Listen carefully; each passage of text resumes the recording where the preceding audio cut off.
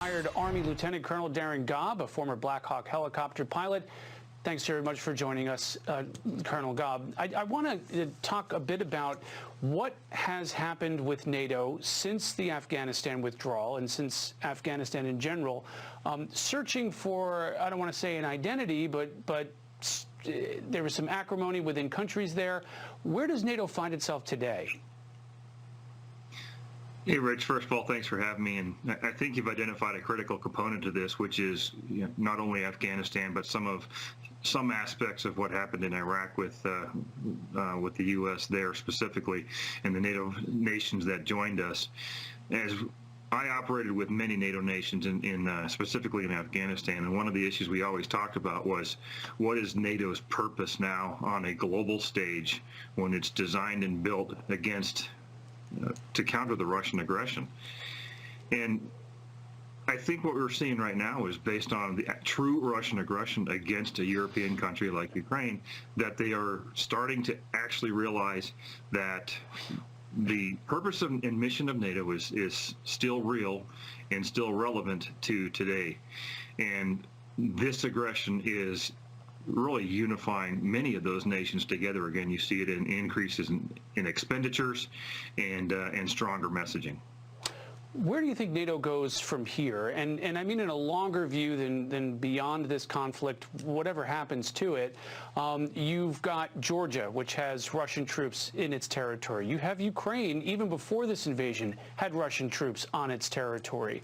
Does NATO expand further, and where else could it be left to expand?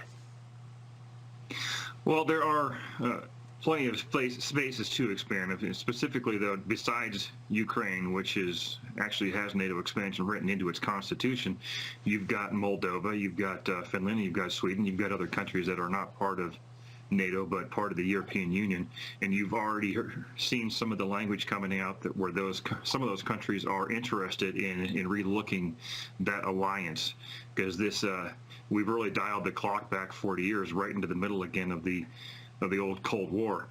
And there's nothing like an action like this to make people pay attention again to the threat that is real from Russia now. It's just a slightly different name.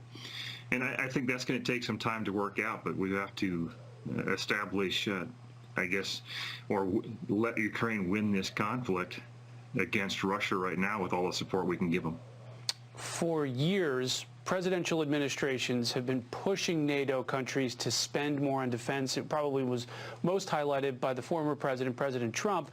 But there have been a number of administrations who've been trying to get NATO countries to spend more. Does NATO come out of this a more effective fighting force? I think that is certainly a possibility, and it's not just based on what they expend as far as their GDP is concerned. It's what do they expend it on. They have phenomenal fighting forces already in many of their soldiers. I've worked with many of them overseas, and they can do a lot with very little. The training is critical.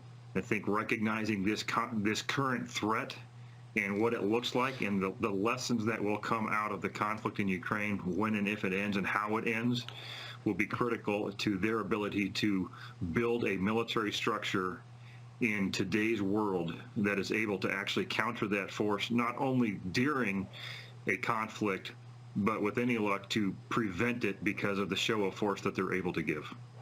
And very quickly, this latest round of fighting in Ukraine, what does it do for the U.S. military in this long-awaited pivot to Asia? Well, I think it's going to make sure that we keep an eye on our NATO alliance and the threats that caused it to form in the first place. Well, we obviously cannot ignore the threat that China poses to us in the Pacific region. Russia really remains a regional threat, but with global reach. And China remains a global threat with global reach in their maximum capacity of what they could do.